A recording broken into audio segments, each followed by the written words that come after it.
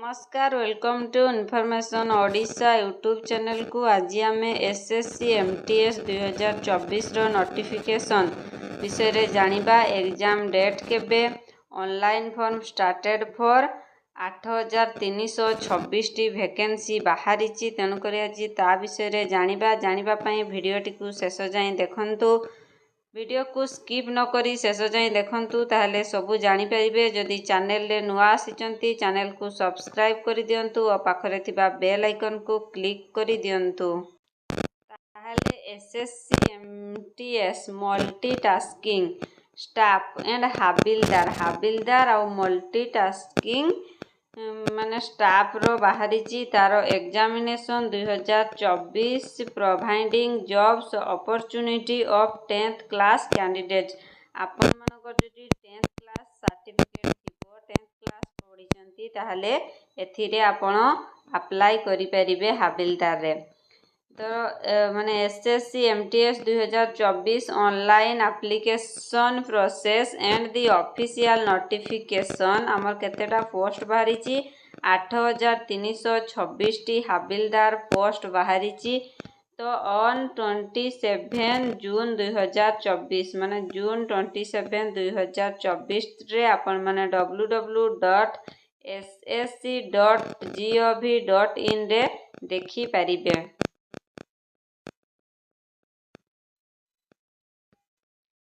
27 जून 2024 रे रिक्रुटमेंट बाहरी 8328 टी vacancy multitasking staff and havildar विषय रे। ताहले आपण मानकर को सब पोस्ट बाहरी हाबिलदार पियोन ए सब पोस्ट बाहरी चौकीदार ए सब पोस्ट बाहरी। एथिपई आपण मानकु दुईटी टाइप रो एग्जाम देबा पई पड़िबो। गोटे हला पेपर 1 आ गोटे होची पेपर 2। ताले पेपर 1 रे आपण माने ऑनलाइन रे देई परिबे हाबिलदार पोस्ट पई आ सेकंड रे होची पीटी बा पीएसटी रे आपण देई परिबे।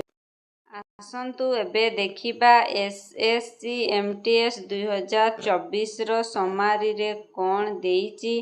Conducting body staff selection commission SSC MTS full form होची staff selection commission multitasking staff. Exam name SSC MTS 2024 vacancy 8326 टी वैकेंसी बाहरी। कैटेगरी होची हमर गवर्नमेंट जॉब।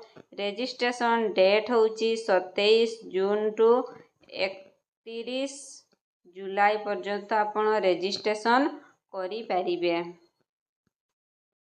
एग्जाम टाइप होची नेशनल लेवल रो क्वालिफिकेशन होची 10th पास। आपण जदि जस्ट 10th पास करिसंती ताहले एथिरे आवेदन करि परिबे। एज लिमिट होची 18 to 25 years and 18 to 27 years. आपण मानकर 18 वर्ष रु 25 इयर्स पर्यंत एज रो समस्त मेल और फीमेल एठारे अप्लाई करि परिबे। मोड ऑफ एग्जाम आपण मानकर एग्जाम होबो ऑनलाइन रे। इलिजिबिलिटी देइची Indian citizenship and 10th pass. आपण जणे इंडियन सिटीजन हेइथिबो, आपणको घर इंडिया रे हेइथिबो आउ 10th पास करिथिबे। सिलेक्शन प्रोसेस पेपर 1 रे ऑब्जेक्टिव आसीबो physically efficiency test, physically standard test only for post of havildar रे जदि आपण माने पकाउचंती ताले पेपर 1 रे ऑब्जेक्टिव टाइप रो क्वेश्चन आसीबो। तापरे आपण मानकर फिजिकली गुटे टेस्ट हबो आ गुटे फिजिकली स्टैंडर्ड रो टेस्ट हबो। पीटी आउ पीएसटी ए दुइटा रे आपण मानकु हाबिलदार पोस्ट रे क्वालिफाई करबा पई पड़िबो। सैलरी आपनकर 18,000 रु 22,000 पर मंथ रे आपनको सैलरी 18,000 रु 22,000 पर्यंत मिली परिबो। Officially website https://ssc.gov.in। आपण माने चाहिए एठारे अप्लाई करि परिबे। ऑनलाइन रजिस्ट्रेशन प्रोसेस स्टार्ट हे जाईची। आपण मानकर 27 ଜୁନ୍ 2024 ରେଜିଷ୍ଟ୍ରେସନ୍ ପ୍ରୋସେସ୍ ଷ୍ଟାର୍ଟ ହେଇଯାଇଛି। Last date submit application form ଆପଣ ଲାଷ୍ଟରେ 31 ଜୁଲାଇ 2024 ଅଛି last date for making online fee payment. ଆପଣମାନେ 1 ଅଗଷ୍ଟ 2024 ଫି କରିଦେବେ।